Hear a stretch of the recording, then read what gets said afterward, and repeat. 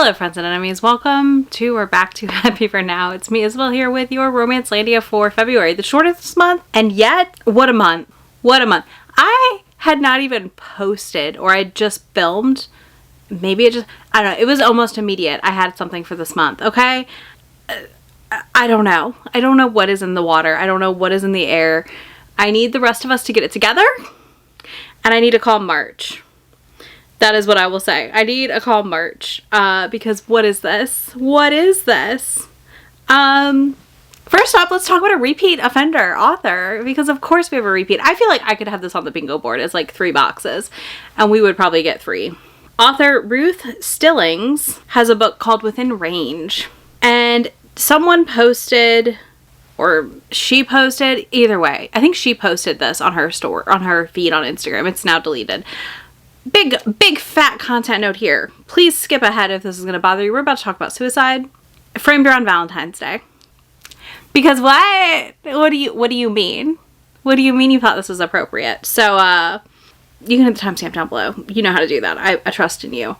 I'm going to put the image up now. Here it is. This little cutesy marketing image. Y'all, just a cutesy little marketing image with, it's Valentine's Day, so I came to make sure that you weren't hanging from your ceiling. What? Why is that your quote pull? Anyways, no trigger note, nothing there to like warn people what was coming. No, just this cutesy little graphic. I just need you to know this author has cemented themselves on my no thank you list after bullying a reviewer and sending like her ARC team after them, her street team last year. I'll link the review down below if you're curious. This just like double cemented this author. No. There's just no. What is wrong with you? So this happened like immediately after Romancelandia was done for January, and I was like, what? Yeah, I continue to feel like we're just floating in a disastrous sea at times, where I'm like, people are not thinking through anything they post. On that note, let's talk about K.M. Moronova. I'm going to preface this by saying I do think this author hyper-reacted, we'll call it. I think a lot of people are hyper-reacting right now in the current world's climate of everything. That is not an insult. That is not a bad thing. That is honestly something to realize why I do Romancelandia the way I do, right? Like, I purposely do these monthly so that I can take a breath. And we can kind of see how things unfold instead of reacting too quickly to a thing sometimes. So, I wanted to give that caveat that I do think this author was hyper-reacting. So let's talk about what happened between K.M. Moronova and H.M. Wolf, both dystopian military romance authors. Basically, H.M. Wolf posted this post where it's a quote from her book, and it says like, fuck DJT and fuck ICE on it, the like swipe on it. K.M. Moronova saw this. This was when the murder of Alex Peretti happened, and quote tweeted it and was like, or basically started subtweeting about how disgusting it was to market off of what was going on. As social media tends to work, we see things not when they're posted and sometimes after, and you don't necessarily, if you don't go look, you don't know the timeline. H.M. Wolf had posted these before that had ever happened that day, and K.M. Moronova did not check that information, okay? Flat out. But what, for me, what made this a bigger issue is K.M. Moronova basically doubled down repeatedly in the comments, which I'm going to put some of her responses up here. Someone said that H.M. Wolf's mom should have swallowed her and all these other things. And I just think it's weird how upset K.M. Moronova was over this when H.M. Wolf is a black woman. K.M. Moronova has an immigrant mother and is mixed race. I believe she's Korean and Russian. They both are a threat under the current administration. So I just felt like it was weird. This led to a lot of discourse on the internet, of course, and other things came out because apparently prior to this situation, some of K.M. Moronova's fans were attacking H.M. Wolf for character art she had done being too similar to K.M. Moronova's book. And I think it was just a byproduct of stylization, and they're both dystopian military romances. That doesn't mean that is like saying a trope is copyrightable, okay? To me, like that's the way I look at that. I'm like, no, calm down. And I guess Moronova never like addressed that. So there's that. But then K.M. Moronova, of course, deleted everything and then released an apology. Did say that they spoke, I believe, privately to H.M. Wolf. I don't know what's going on there. this was kind of wild to watch unfold. And this is why I say I think at the end of the day, there's a lot of hyperreaction to people doing certain things right now. And I understand it. I do not disagree with it. I think it's hard sometimes to take a beat and not want to just jump in on socials. And I understand those urges. I think it's human, right? But I just thought it was weird. I was like, this is really weird. And we have more about H from Wolf in a bit. Something really exciting, and I think is fantastic news. So, yeah, you can or cannot take Moronova off your TBR. I personally took her off of mine right now because I just am not sure how I feel about her initial response and some of those replies that I showed you. I tend to hold everybody the same accountability, and so yeah, I'm just right now in that like, ooh, I don't know about that. So, I might change my mind and read her at some point, but for now, she's on my no thank you list. Or not for me list, we'll call it. All right, now let's talk about Hambright PR. You may have seen rumblings about a PR firm having some drama this month. That PR firm was Hambright PR. There's a lot of book PR firms in trouble this month. I need to warn y'all now. So this is our first of many. So Hambright PR fired their director of social or something, Lauren, I think was her name. Basically, this person was removing influencers from the PR list if they did not have the same political views as her, aka if they were not supporters of DJT. I'm abbreviating here for reasons, y'all. But yeah, I thought that was wild. A wild statement. So a bunch of authors had to scramble and find out if their publishing house worked with this company or not. And then the publishing house and then like release statements accordingly. And then Hambright PR did release a statement in their comments basically being like, we do not support any of this, and this person has been let go. I'm not going to give attention to the person who was let go's statement because it was just very like, woe is me, how dare you, I'm the victim, and like, go choke, you know, like I have no time for that. But I was just like, that's wild. So they've reopened their influencer applications due to this issue. So that's, you know, they handled it. I'm proud of them. Now, the next PR group that got into hot shit is Valentine PR because they sent out an email, and I got this email and I was on my trip and I went, oh. They were helping Tilly Cole promote her newest release. People were not happy, and people have been unhappy with Valentine PR/Grace PR. That's kind of their two tier or two different companies they have, or Grace Promotions, whatever. One, I am still kind of shocked that people reacted the way they did. I'm proud. I'm proud of the book community for being like, hey, we're not going to help Tilly Cole promote a book. If you are unfamiliar, Tilly Cole wrote the dark romance with the Triple K hero and I think she was Mexican? I cannot remember. But anyways, a woman of color heroine, and she fixes him. It's okay. He learns to be better, y'all. Absolutely not. And it was also even weirder to me because Tilly Cole's British, and I was like, what are you doing here? Why are you here? Anyways, that's just my brain. I'm like, why? Yeah, they had to release an apology. Here's screenshots of the apology for you. I just was like, wow. I'm sure some of this is also that authors probably would have pulled their services away from them because who wants to work with a company that's working with her? If you're at all aware of what she wrote. This also happened right after the Hambright stuff, so I was like, oh man, look at us go. Okay, next up, the thing we're about to talk about. I'm going to give you a big heads up, and I'm going to tell you to please skip this section if it is going to bother you what I'm about to discuss.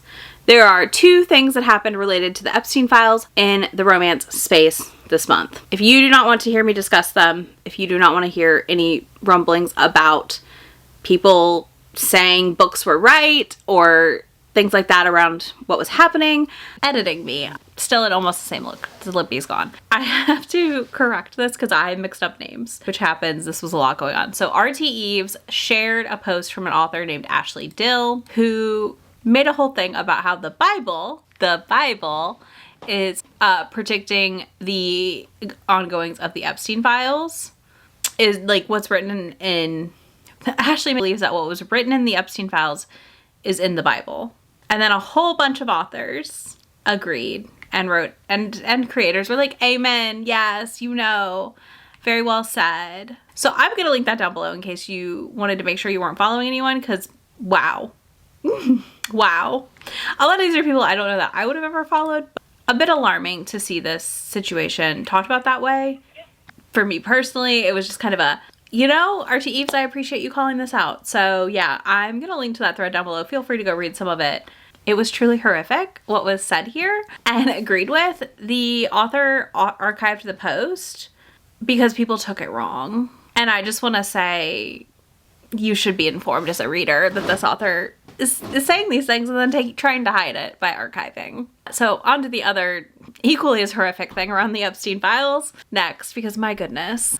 Please, please, please, please skip ahead to the next timestamp and then we will not talk about it again. So here we go. Then the worst trend ever happened after this last drop from the files. And I still cannot grasp people thinking this was a good idea or the way to do it or something that they should post. People posted photos of children from the files and talked about books that they feel represent what happened and, shall we say, were telling us about the Epstein files before they were released. So one creator, Pure Reading, did that. And then other creators were posting, like, the book. Y'all know what book it is. If you don't, it's Haunting Adeline, of course. And then somebody else posted the Mind series by St. Abbey. And was like, they were telling us all along. These authors knew. They were aware. And y'all, I need my Haunting Adeline fans to take a seat. I need y'all to get these people in line. Because H.G. Carlton had to be like, hey, please don't do that. Don't do that. And was telling people to remove their posts, like, rightfully so. But two, like, all you have to do is know a skosh of anything about conspiracy theory stuff and, like, other things, or have paid some attention to certain things, and you would know about these things. Not every conspiracy theory is real, and not every conspiracy is based in any reality, but, like, what is in the Epstein files is horrific. It is not a surprise to me, though, from where we were a couple years ago when things were happening originally with this, right, to where we are now with the release. That is not a surprise. These authors are not mind readers. These authors are not psychic. These authors are using, generally speaking, well-known, well-used conspiracies to put them in their books and discuss them, okay? Like, please stop. But also, what is wrong with you that you're going to put pictures of these children that were, like, horrifically abused and then promote a romance book? Like, you are weird. Quit being so weird, please, for the love of God. Quit being so weird. I need y'all to get it together in that little, like, fan group. I know I didn't like those books. I like other bonkers dark romances, but, like, what is going on? What is in these books that makes people do this? I don't understand. So yeah, anyways, on to the next thing. All right, y'all, I got some sad news, and I just wanted to share it because some of y'all were or were not around in the bookish internet back in the day. But one of the biggest romance websites all about romance, who was a pioneer in covering romance for the most part, is closing its doors after 30 years. This is a website, a blog situation where they would review books and do different things. And I just think, like, I understand why, but it is so sad to see. I was like, oh, that's depressing. Okay. So give them some love, give them some clicks, go follow the reviewers elsewhere if you're interested, but the website's basically going into archive mode, so there's that, but I just think it's sad to see.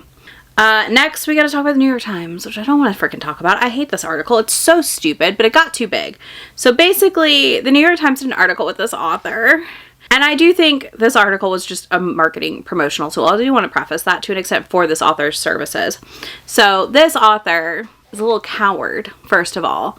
Coward. Because they did not want to reveal their name or, like, their full identity in any way, because, like, they didn't want to deal with the backlash. So they have an article where a New York Times reporter interviewed an author who runs a service called Plot Prose, where it does courses on how to write a book with AI. And then she talked about how, and some other authors in there were talking about how, like, eventually it'll just be accepted. No, it will not. I literally will just read backlist for the rest of my life if it comes down to it, if I have to accept AI written romance novels. Absolutely not. So this article's trash is what I want to tell you. And I want to tell you, don't click on it. Don't go read it. Don't get the gift from it and read it. I read it for you. You don't need to read it. It's trash. But I have names, because of course I do. And I'm going to give you names. Some of the names in this article, and some of them that are related to this person who owns Plot Prose, and some of these are just other authors interviewed. Coral Hart, Sydney Marsh, Casey Crown, Lena McDonald, Sonia Rampati. Future Fiction Press is a big red flag. They are an AI company. Elizabeth Ann West is the founder of that. So those are some things you can keep an eye out and look out for. All right, another content note. We are about to talk about Tori Woods again. That is the author of Daddy's Little Toy, who has been going to court in Australia. If you don't want to hear about that book and some of the contents around pedophilia, skip to the next section. Please and thank you. We will be right back. We're going to talk about it because we had a hearing. So, Tori Woods has had her initial court hearing. I need to remind you, this is in Australia. Australia has very, very different laws than America on pedophilia and child porn stuff and what is and isn't in that category, okay? It's a very, very different and very strict. Like, leaps and bounds stricter than here. So, keep that in mind. I also caution you with what article you read, because in my opinion, I'm going to talk about it here, some of the articles focus too heavily on the kink of DDLG than the actual contents of this book that are, in fact, child porn. So the coverage has been weird, is what I'm going to say. Because I felt like one of the articles, I think it was The Guardian's, like literally the person, the barrister who had to read the book was like, well, this and that is obviously to do that. And I was like, okay, no, that's not what that's not actually the problematic content. Because as a reminder, there was no warning to the ARC readers of this book. Zero warning. And because of that, and I don't even think with a warning that would be appropriate. This would be appropriate, okay? Because, again, yes, there is a kink, right? When she is 18. But before she is 18, the female main character's body parts as a toddler are described. And the male main character discusses wanting her as a toddler.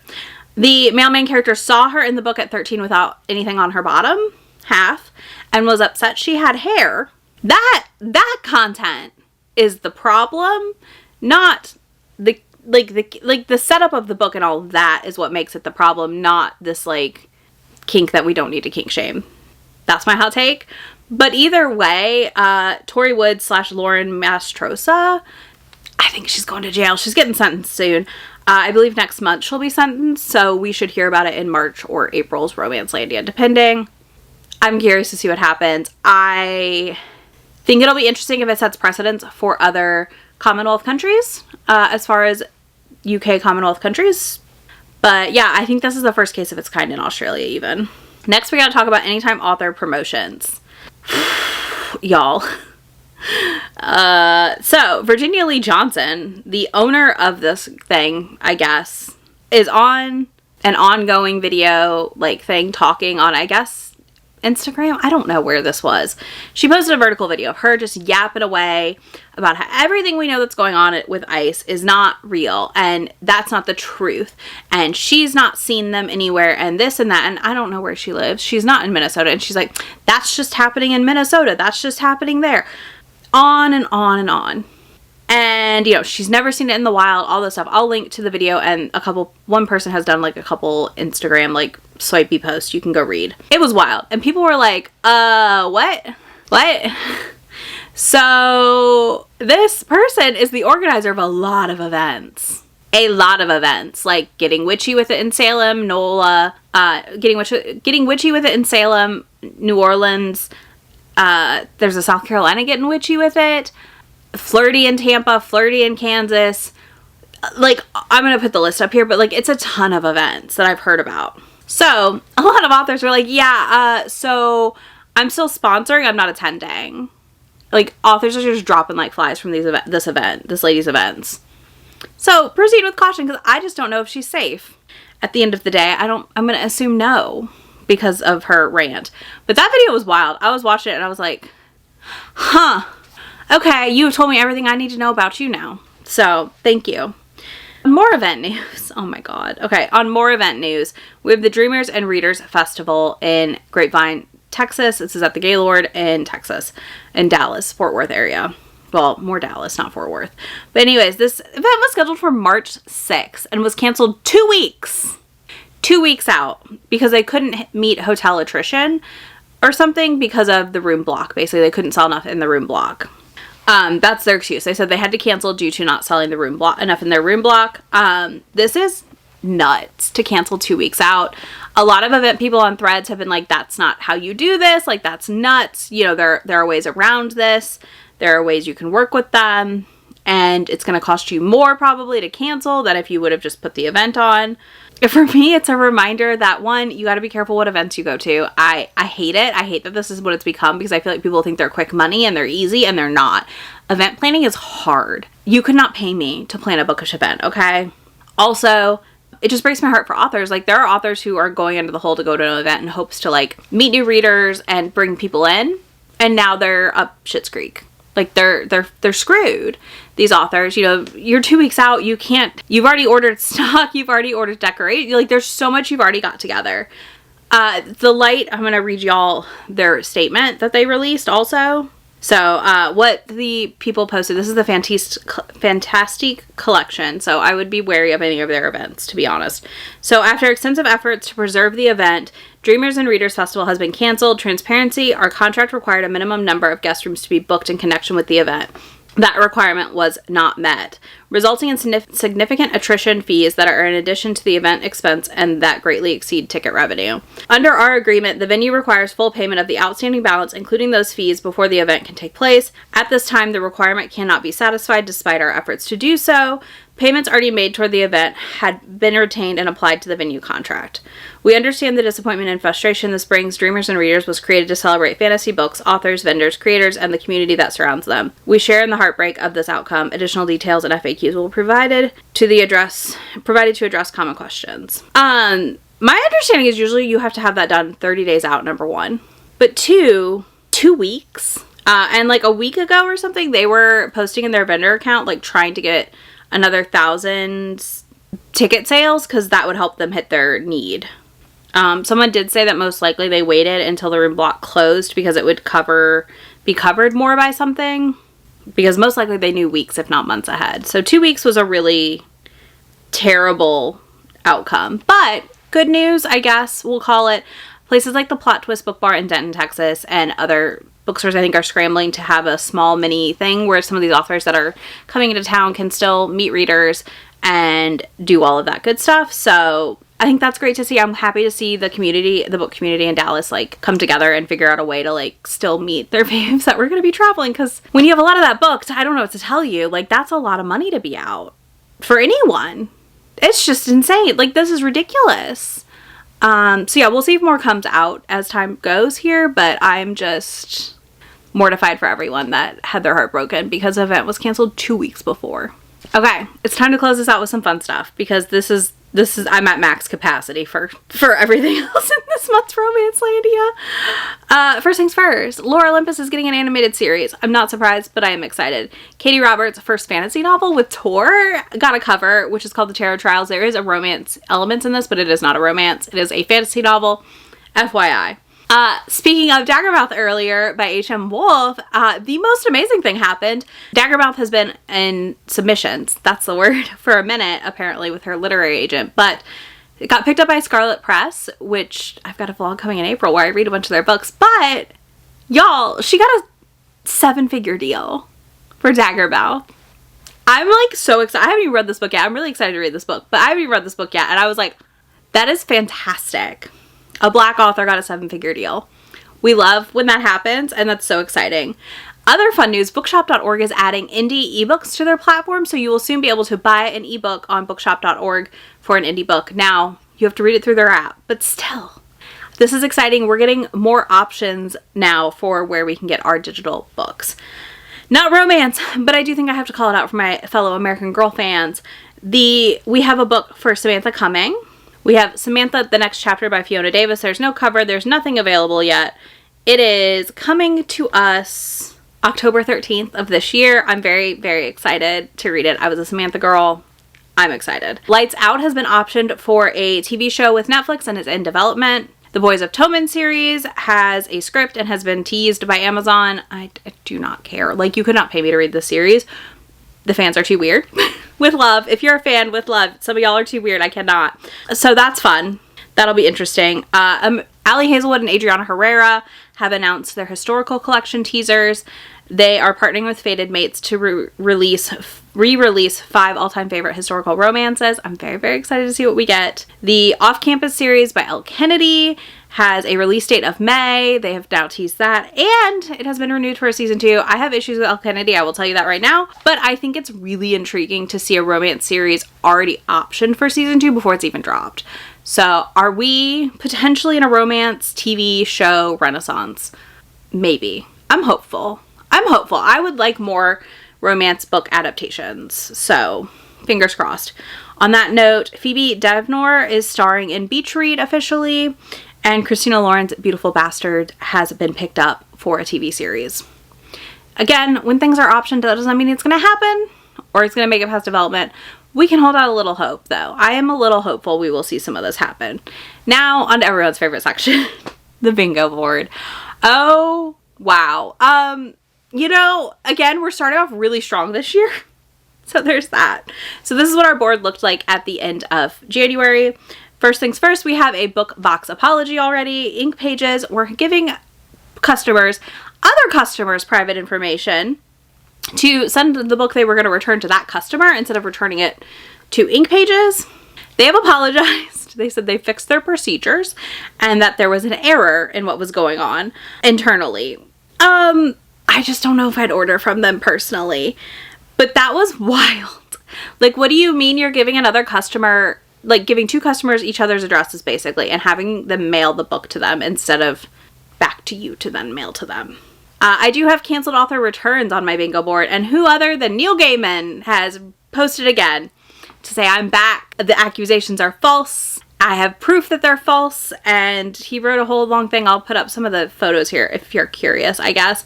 I don't really care. I just was like, oh, we got a canceled author returning very quickly. I said BookCon issues? BookCon hasn't even happened and we're having BookCon issues. So BookCon discussion popped off this month, okay? Because it was revealed that the company that owns ReadPop, who hosts BookCon and C2E2 and a lot of events, is also the owner of LexisNexis. This is a giant, okay, LexisNexis is like a giant database, okay? And a lot of lawyers use it, a lot of people use it for different things. But people are very upset, rightfully so, that ICE is using LexisNexis as well to identify people. It was weird. I don't know how I feel about it. I think it's really strange. I think ReadPop's statement about this was interesting also. They said that they operate very far away from that part of the company and no one's information is being given to that database or anything like it. So there's that. Do with that what you will, but people were pissed and there has been a big push about people like not going to BookCon now. I don't know. I predict more BookCon issues. I probably should have done multiple boxes, but I have a feeling we're going to have a disaster on our hands at some point during BookCon. And then last but not least, the thing I'm probably saddest to be correct about, and I don't think it'll be our last one this year. You may or may not realize mass market paperbacks are going away. The manufacturer of them is no longer producing them, which means I think, you know, we're not going to see mass markets the same way. So on that note, we got news that the US and UK branch of Harlequin Romance is closing. They will be done in September 2027, supposedly. This wasn't the imprint I had in mind when I told you I thought we were going to lose a romance imprint this year, but here we are. I do think, I will say this, I think a lot of these authors will go on to write indie books and be wildly successful because I do think that there's a big market for them over there. So there's that. But I'm sad to see Harlequin Historical go because it is a classic. It is a staple. I'm always going to mourn any Harlequin loss because to me, Harlequins are such a classic romance thing. So yeah. R.I.P. Harlequin Historical. We'll pour one out for him in September 2027, y'all. So yeah, that's the book bingo board this month. Oh my god. How are we here? How are we here? I did debated if I should tech off author is actually horrible for KM Moronova thing, but again, I don't feel like that's quite the vibe I was looking for. I'm really waiting for an author to really out themselves for some really, really shitty views, you know? So we'll see what happens. Otherwise, that's it for this month's Romancelandia. It's a little bit of a chunker. I would love to know if you think I missed anything. We'll see what chaos pops off this weekend. I'm filming this Friday and it goes up Sunday. So I guarantee we will have disastrous outcomes between now and then. I just can promise you right now. I can feel it in my bones. So you can leave me an orange emoji down there if you want to do any of that. As always, there are links to be a member of the channel down there. If you want early access to things like Romancelandia, there's an option. There's also a higher tier with the book club and lots of fun times. But all that good jazz is down there if you have questions, need info. For anything I discuss, it'll also be linked down there, as well as the thing I didn't discuss that I know someone's going to mention in the comments. So all that's down there if you're curious. But I will talk to y'all in just a few days in my next video. Bye! Already packing, come with me. I'm not really asking. We'll get away to a place where we don't know. About to see the world in action, what we can be. Life with no distractions, we'll get away. This is what we wait